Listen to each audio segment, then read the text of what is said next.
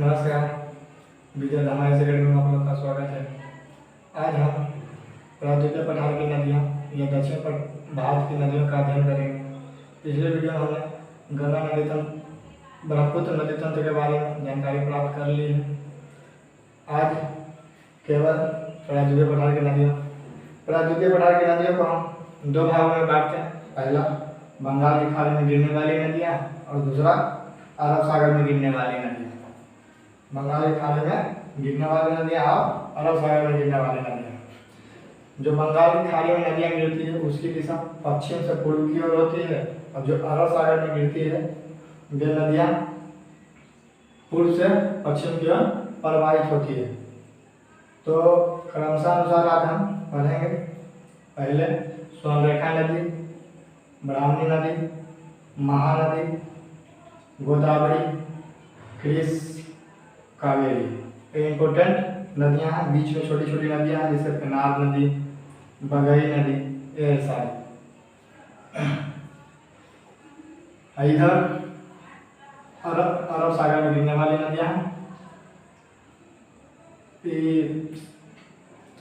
लूनी नदी, साबरमती नदी, लूनी, साबरमती, ये वाला नदियाँ नर्मदा और ताप्ती, माही नदी। तो पहले हम बंगाल की खाड़ी में गिरने वाली नदियाँ। तो बंगाल की खाड़ी में गिरने वाली नदियाँ, पहला स्वर्णरेखा नदी, पहली स्वर्णरेखा नदी।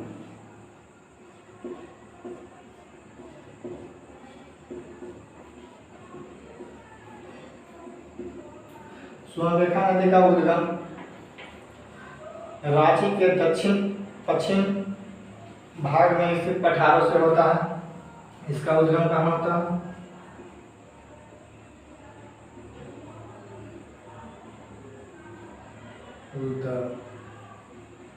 उद्गम कहाँ से होता है? तो रांची के पठार के दक्षिण और पश्चिम से होता है, यानी कि रांची के पठार से। रांची के पठार से इस नदी की लंबाई 320 किलोमीटर है। इसकी कुल लंबाई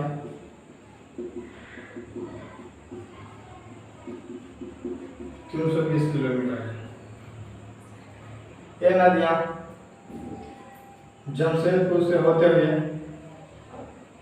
उड़ीसा के बालासोर के निकट बंगाल की खाड़ी में गिरती है।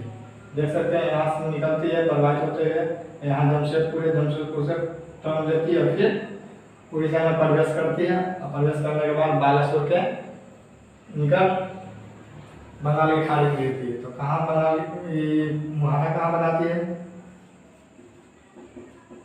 मुहाना बालासोर उड़ीसा में। दूसरी नदी है ब्राह्मणी नदी।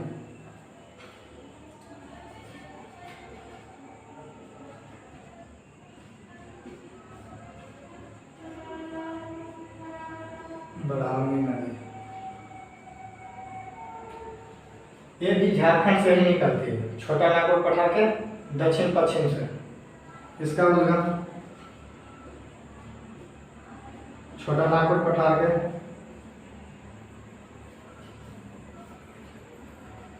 दक्षिण पश्चिम से होता है। इसकी कुल लंबाई की बात की जाए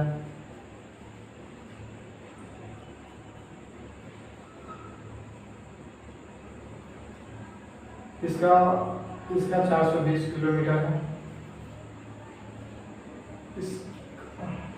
एक मिनट,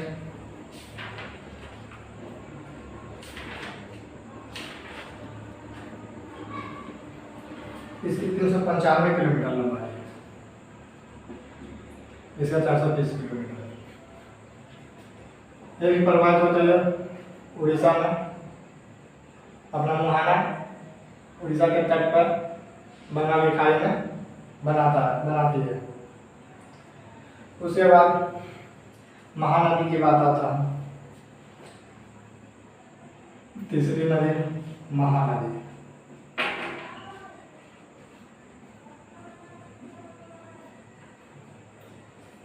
ये छत्तीसगढ़ के रायपुर जिले के निकट अमरकंटक पठार से निकलती है। इसका उद्गम कहाँ से होता? छत्तीसगढ़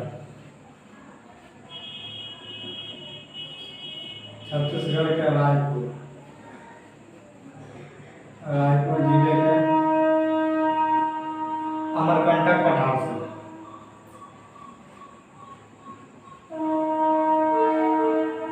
अमरकंटक पठार किस पार में स्थित है? मैकाल में, जो सतपुरा श्रेणी का एक भाग है। इसकी कुल लंबाई की बात की जाए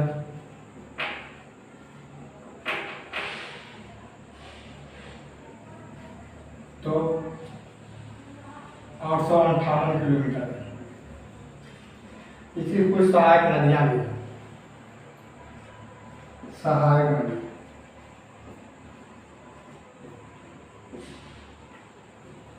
उत्तर की ओर से आकर मिलने वाली नदियां, दक्षिण से आकर मिलने वाली नदियां, यानी कि उत्तर से ऊपर की ओर, इस साइड से आकर मिलने वाली नदियां में उत्तर की ओर से शिवनाथ,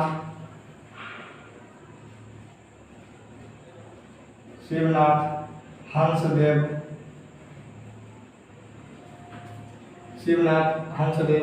आदि है। फिर दक्षिण की ओर से जो तेल नदी आकर जो भी नदी है, तेल नदी यहाँ से इसे इसमें मिलती है। तो उत्तर की ओर से आकर मिलने वाली शिवनाथ, हंसदेव, जो तेल, 8 साइड नदियाँ हैं, जैसे डूब, मंड, ये भी सारी उत्तर की ओर से आकर ही मिलती है। शिवनाथ, हंसदेव, डूब, मंड। दक्षिण से होकर आकर मिलने वाली नदियों में जोग, तेल, ब्राह्मी नदी की 1-2 सहायक नदियां हैं। इसकी सहायक नदी कोयल और शंख है। सहायक नदियों में क्या है? सहायक नदी। याद रखने के लिए ब्रह्म लोग क्या करते हैं? शंख बजाते हैं। कोयल शंख के आवाज सुनकर कभी ऐसो कोयल जब लगन आता है तो चहकती है, लगन में शंख बजता, ब्राह्मण बजाते हैं। इस प्रकार से याद रख सकते हैं।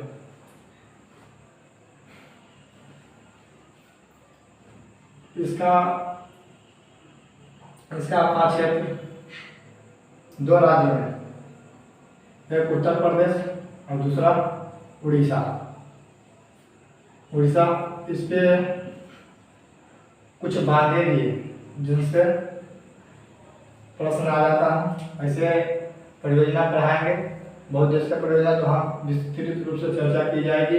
अभी फिलहाल के लिए 2 बांध भी है। हीराकुंड एक तो बहुत प्रसिद्ध, आप लोग जानते भी होंगे, हीराकुंड, और दूसरा टिकरापाड़ा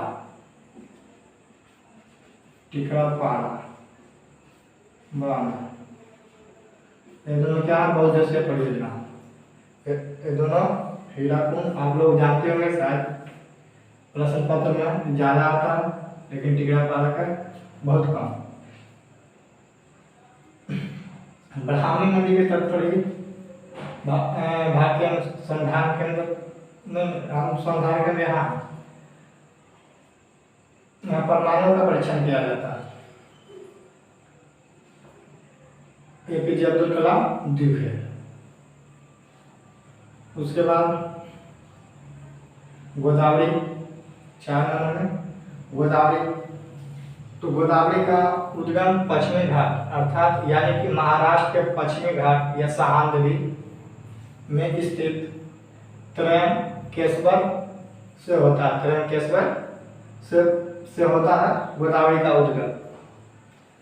इसकी बहुत सारी सहायक नदियाँ, इसके बहुत सारे फैक्ट है जो जानने लायक है। जैसे कि इसे दक्षिण भारत की गंगा कहा जाता है। प्रायद्वीपीय पठार की नदियों में सबसे लंबी है। तो स्क्रीनशॉट लेना चाहते हैं तो ले सकते हैं।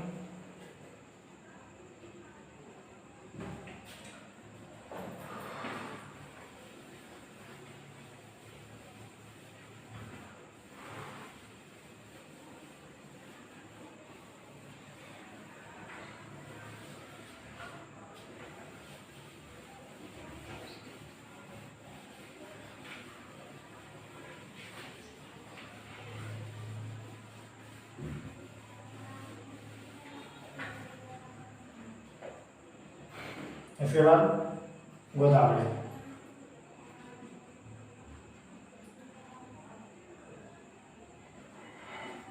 गोदावरी गोदावरी नदी,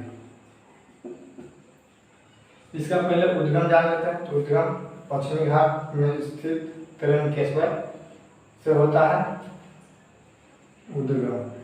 राज्य कौन सा? महाराष्ट्र। पश्चिमी घाट या सह्याद्री, पश्चिमी घाट के त्रयंकेश्वर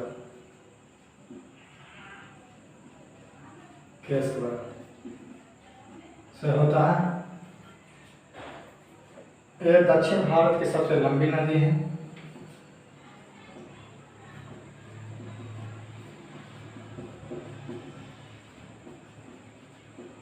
सबसे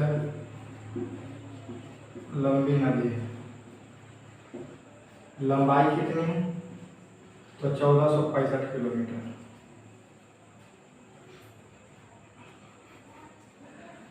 ये अपने मुहाने पर डेल्टा का निर्माण करती है। इसकी बहुत सारी सहायक नदियां हैं गोदावरी का, जैसे पेनगंगा।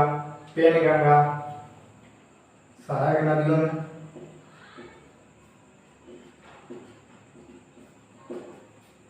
पेनगंगा पेनगंगा पेनगंगा पेनगंगा बारधार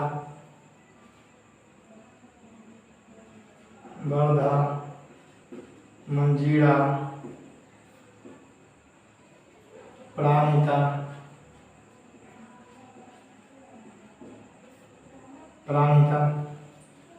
इंद्रावती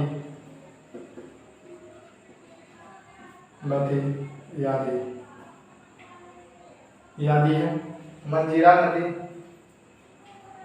हैदराबाद में गोदावरी नदी से मिलती है। इसके कुछ प्रमुख बातें थी। इसके बाद गोदावरी कृष्ण की बात कर लेते हैं। एक कृष्णा नदी है।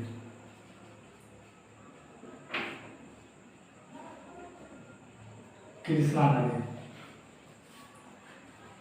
दक्षिण भारत का दूसरी सबसे बड़ी नदी है। ये क्या है? दक्षिण भारत की दूसरी सबसे बड़ी नदी है। इसका उद्गम कहाँ से होता? महाराष्ट्र से, महाबलेश्वर से होता है। कहाँ से? महाबलेश्वर से, महाबलेश्वर चोटी से। पश्चिमी घाट में ही उद्गम पश्चिम घाट में ही स्थित और महाराष्ट्र राज्य महाबलेश्वर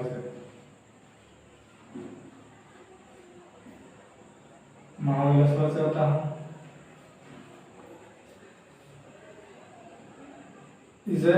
इस पर जलप्रपात मिलते हैं। जैसे पहले दूसरा फैक्ट, दक्षिण भारत की दूसरी सबसे लंबी नदी है।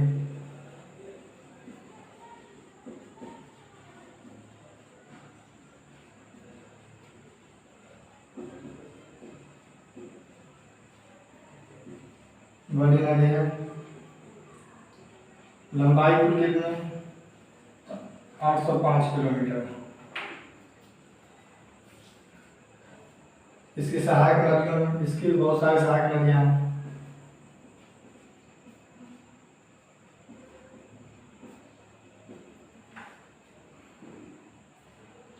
दूधगंगा, पंचगंगा, दूधगंगा, पंचगंगा, घाटप्रभा, मालप्रभा, प्रभा, मालप्रभा,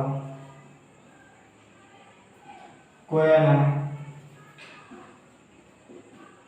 तुंगभद्रा, तुंगभद्रा इत्यादि नदियां इसे सहायक नदियां हैं।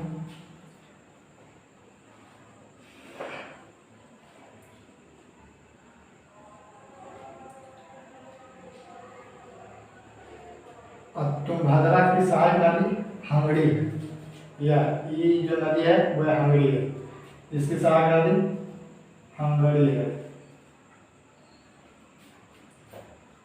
जलप्रपात कावेरी पे मिलते हैं, कृष्णा पे नहीं। कृष्णा की नदी के बारे में हो गया। कृष्णा और गोदावरी के बीच में डेल्टा का निर्माण होता है। और इसके बाद पेनार नदी की बात कर लेते हैं।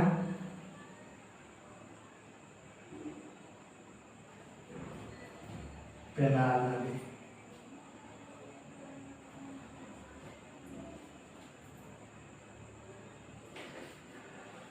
प्रश्न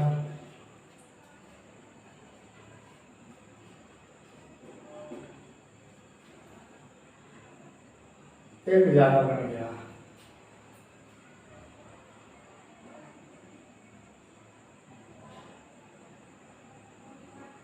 यही कंफ्यूज कर। पेनार नदी, पेनार नदी का उद्गम कर्नाटक के कोलार से होता है। कहाँ से? कर्नाटक के कोलार जिले में नंदीदुर्ग पहाड़ी से होता है इसका उद्गम। कर्नाटक के कोलार जिले में स्थित, कोलार जिले में स्थित नंदीदुर्ग पहाड़ी, नंदीदुर्ग पहाड़ी से होता है। इसका अपवाद क्षेत्र कृष्णा और कावेरी के बीच में फैला हुआ है। इसकी कुछ सहायक नदियां हैं।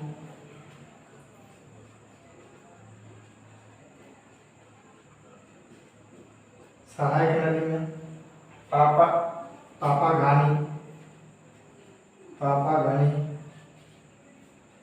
चेयार,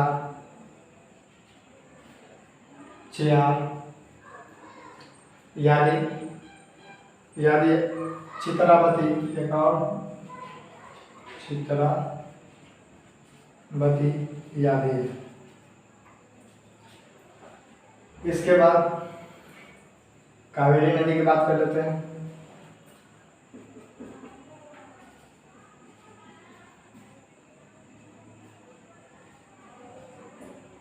कावेरी नदी, इसे दक्षिण की गंगा कहा जाता है।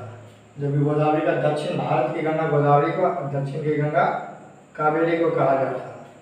इसे चावल का कटोरा भी कहा जाता है। दक्षिण भारत का चावल का कटोरा भी कहा जाता है इसके मैदानी भाग को। बहुत ज़्यादा मात्रा में चावल की खेती होती है तमिलनाडु में, इसलिए इसे दक्षिण भारत के चावल का कटोरा भी कहा जाता है इसके घाटी का क्षेत्र में। तो इसका उद्गम होता है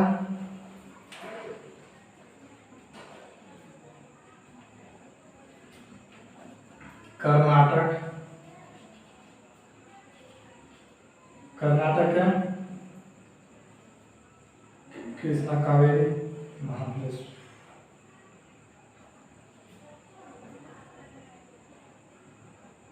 ब्रह्मगिरी पहाड़ी से, ब्रह्मगिरी पहाड़ी से, गिरी पहाड़ी से। यहाँ पे ब्रह्मगिरी छोटी है पश्चिम घाट में, वहीं से इसका उद्गम होता है। इसकी सहायक नदियों में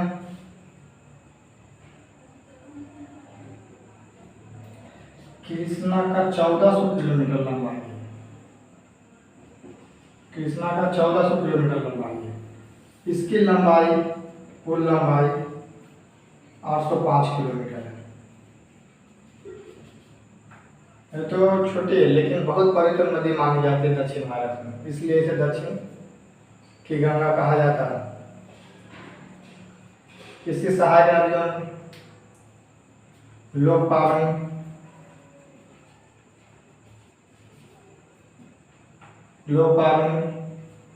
स्वर्णवती, लक्ष्मण तीर्थ, भवानी और बहुत सारी नदियां हैं, अमरावती,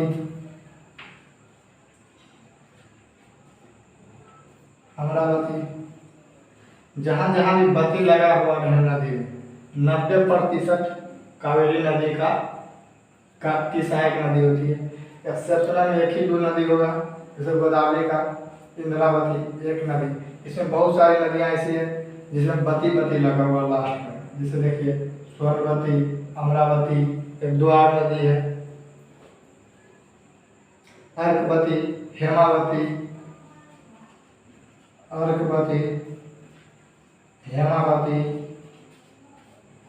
आदि नदियाँ। देखिए सब में बत्ती लगा हुआ है, सिर्फ 2-3 याद रखना है, लोकपावनी, लक्ष्मण तीर्थ, भवानी। बाकी 90% इसमें क्या होता है, बत्ती वाली नदियाँ दो, एक इधर अमरावती है और एक साइड पे नाव में कोई नदी जिसमें बत्ती लगा हुआ है। हाँ जैसे चित्रावती,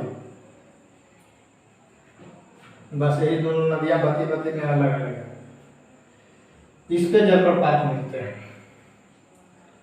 इसमें शिव समुद्रम नामक प्रसिद्ध जलप्रपात है। शिव समुद्रम, होगेनकल जलप्रपात, 2 जलप्रपात है। एक तो काफी प्रसिद्ध है शिव समुद्रम और दूसरा होगेनकल जलप्रपात। तो यहाँ पे लिख देते हैं, स्पेस नीचे नहीं है। शिव समुद्रम,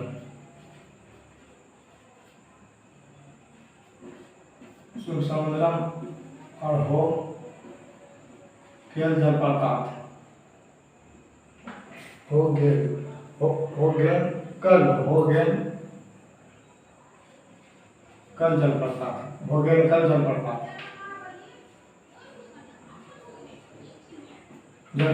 ये दोनों काफी प्रसिद्ध है। ज्यादा तो शिव समुद्रम है। बार बार प्रश्न पत्र में दिया जाता है शिव समुद्रम जलप्रपात किस नदी पे है, तो कृष्णा नदी पे है।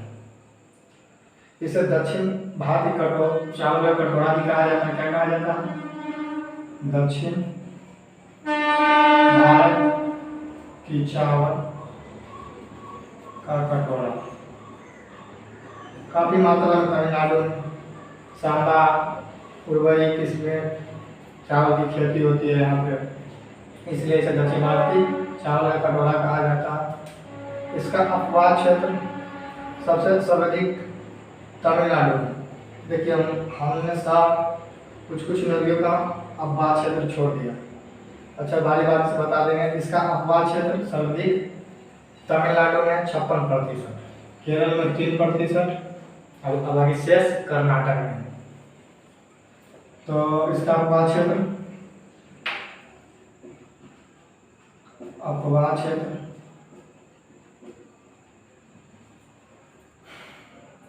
तमिलनाडु में 56%, केरल में 3%, और कर्नाटक में 41%। 41% इसका वहाँ क्षेत्र है। सर्वाधिक कृष्णा पे है। कृष्णा नदी की लंबाई या वहाँ क्षेत्र कावेरी में, तमिलनाडु में है।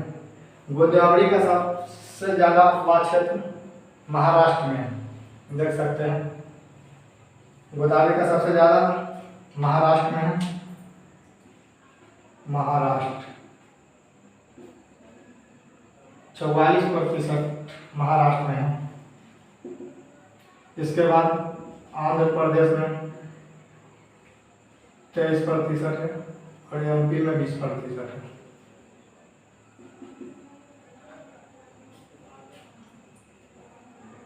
गोदावरी, कृष्णा, ये सारा किसका था? कावेरी नदी का, ना कि कृष्णा नदी का। ये सारा कावेरी नदी का था।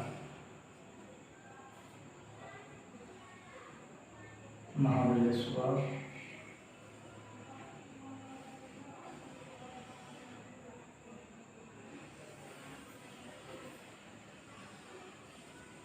कृष्णा इतना ही है। ये सारा कावेरी का बात था।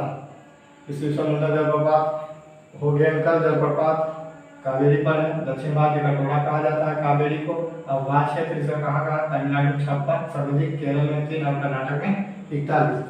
इसका वह क्षेत्र सर्वाधिक महाराष्ट्र में है। उसके बाद यूपी में 23%, आंध्र प्रदेश में, आंध्र प्रदेश में 20% है। कृष्णा का वह क्षेत्र सर्वाधिक कर्नाटक में है 44%।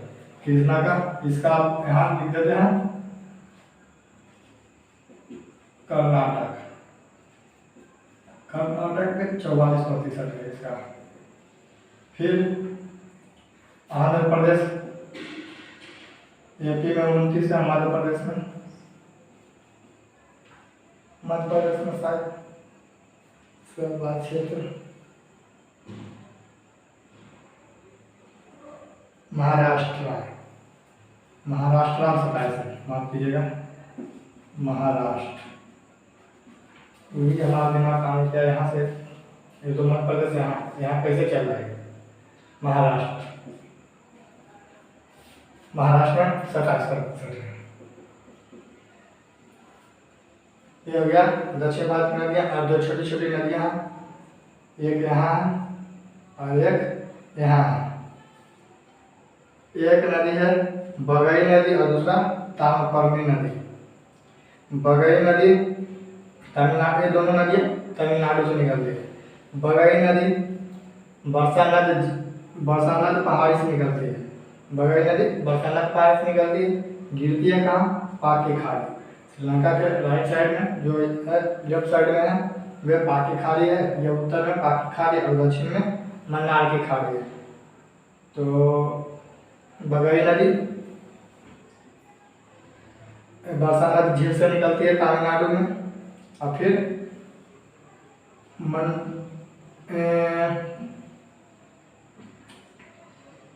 पाक की खाड़ी में गिरती है। इसके बाद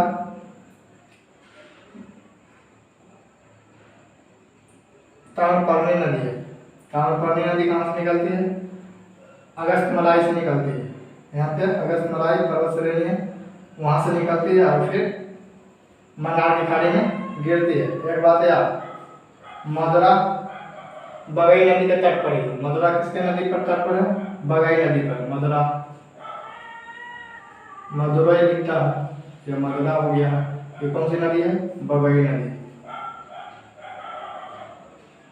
पूछ सकता है कि मदुरा किस नदी के तट पर है? तो बगई नदी के तट पर। बगई नदी अपना मुहाना कहाँ बनाती है? तो पाक की खाड़ी में। और मन्नार की खाड़ी में कौन बनाता है? ये कौन सी नदी है? ये ताम्रपर्णी नदी है। पर्णी नदी है। ये अगस्त्यमलाई से निकलती है, बरसात नदी पहाड़ी से निकलती है। आई होप आप लोगों को समझ में आया। मिलते हैं नेक्स्ट वीडियो में।